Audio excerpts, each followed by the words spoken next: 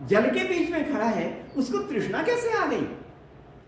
आनंदम प्रयंती अभिसंविशंति, कहते हैं कि आनंद से मनुष्य की और अन्य प्राणियों की और सृष्टि के अन्य भूतों की रचना होती है।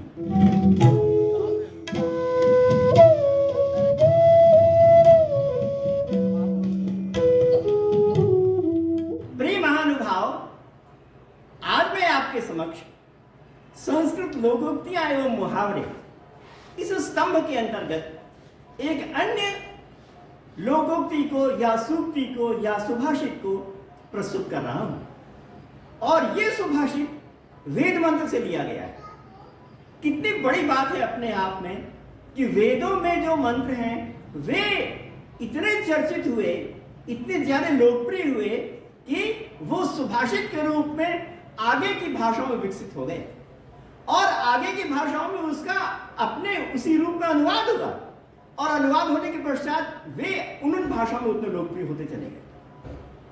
इस सरणी में वेद का वह मंत्र प्रस्तुत है कि अपाम मध्ये तस्थिवांसम तृष्णाविदत जरितारम। इसका अर्थ यह है कि अपाम मध्ये तस्थिवांसम, जल के बीच में रहते हुए, जरितारम, जरितारम माने स्तोतारम, स्तोता को तृष्णा अविदत, तृष्णा आ गई, मिल गई, प्राप्त हो गई। वो जो स्तोता था वो उदक के बीच में बैठा था, तालाब के बीच में बैठा था। उदकानाम मध्ये तस्थिवांसम, उदकानाम मध्ये स्थितवंतम अपि, उनके बीच में रहते हुए भी तृष्णा आ गई। ये बात उस वेद के मंत्र में कही गई और सामान्य रूप से तो देखने में लगता है कि पैराडॉक्सिकल है, विरोधी है। जो व्यक्ति जल के बीच में खड़ा है उसको तृष्णा कैसे आ गई? विरोधी है। परंतु ये जो पैराडॉक्सिकल है यही इसकी ब्यूटी भी है, यही सौंदर्य है इसका। इस पैराडॉक्सी से समझाते हैं कि किस प्रकार जीवन की चर्या चला करती है, क्रम चला करता है। और मैंने कहा कि आगे की जो भाषाएं हैं उनमें भी ये जो भावना है या ये विचार है या ये जो पैराडॉक्स है वो इतना लोकप्रिय हुआ कि अन्य अन्य भाषाओं में भी उस अपने अपने रूप में कहा जाने लगा। हम एक कहावत को सुनते हैं, जल बिच मीनू पियासी, जल के अंदर मछली प्यासी है, ऐसा कहावत चलती है। एक मुझे भजन मैं सदा सुनता रहता हूं, आनंद स्रोत बह रहा पर तू उदास है, अजरज है जल में रह के भी मछली को प्यास है। जल में रह के भी मछली को प्यास है। जल में रहकर, एक तरफ जल में है वो मछली, तो जल में रहती ही है, फिर भी उसको प्यास है। जल में रह के भी उसको प्यास है। तो ऐसा कैसे हो गया? तो जीवन की जो सामान्य घटना है, जो होता है, जो सामान्य जीवन में देखा जाता है, उसे एक बहुत बड़े तथ्य का वर्णन इस छोटे से मंत्र में अथवा इस छोटी सी हिंदी कहावत में कहा गया है। जीवन में परिघटित होता है ऐसा होता है कि समूचे तरफ प्रकृति का तो आनंद ही आनंद बरसा है ना। प्रकृति तो अपनी ओर से आनंद ही बरसा रही है, आनंद के अलावा कुछ नहीं, मात्र आनंद बरसा रही प्रकृति। और ये बात प्राचीनतम काल से लेकर न जाने कितने दर्शन के विद्वानों ने, न जाने कितने उपनिषद के ऋषि मुनियों ने ये बात कही है। तैत्तिरीय उपनिषद के एक मंत्र में कहा गया कि आनंदाध्येव खल्विमानि भूतानि जायन्ते, आनंदेन जातानि जीवन्ति, आनंदम प्रयन्ति अभिसंविशन्ति। कहते हैं कि आनंद से मनुष्य की और अन्य प्राणियों की और सृष्टि के अन्य भूतों की रचना होती है और आनंद से उनकी अवस्थिति होती है और उनका अंत में विनाश भी आनंद में ही होता है। मतलब उत्पत्ति, स्थिति और संहार, इन तीनों को आनंद से उत्पन्न माना है। और ये बात अपने आप में दर्शन बहुत बड़ा है, उसकी चर्चा मैं नहीं करने जा रहा हूं, परंतु मैं यहां पर इतना कहने जा रहा हूं कि आनंद ये मूल तत्व है जिससे संपूर्ण सृष्टि की रचना हुई है और जिसमें मनुष्य रह रहा है, जिसमें प्रकृति संपूर्ण निवास कर रही है, वो आनंद मूल तत्व है। जो सच्चिदानंद स्वरूप तीन प्रकार का माना गया, तो सत अलग हो, चित अलग हो, आनंद अलग हो, ऐसा नहीं। जो सत है वही आनंद है, जो आनंद है वही चित है। तीनों मिलकर एक आकार है, उनको अलग अलग रूपों में वर्णित किया गया है। तो दुनिया के जितने पदार्थ है वो इन तीन में समाविष्ट है, तो आनंद भी ऐसे ही।